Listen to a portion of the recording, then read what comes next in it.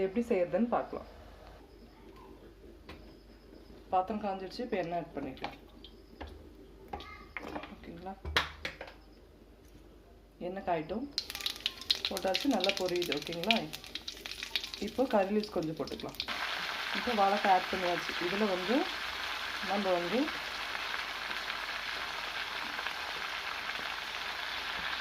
மஞ்சள் பொடி போட்டுக்கலாம்.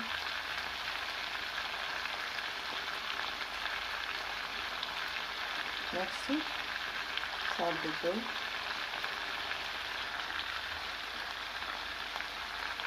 நெக்ஸ்ட்டு மிளகாத்தூள். ஓகேங்களா, போட்டு நல்லா மிக்ஸ் பண்ணிக்கலாம். ஓகேங்களா, இப்போ பாருங்கள் குக் ஆகிடுச்சு, நல்லா வெந்துடுச்சு. அவ்வளோதாங்க, பேபி பனானா ஃப்ரை ரெடி.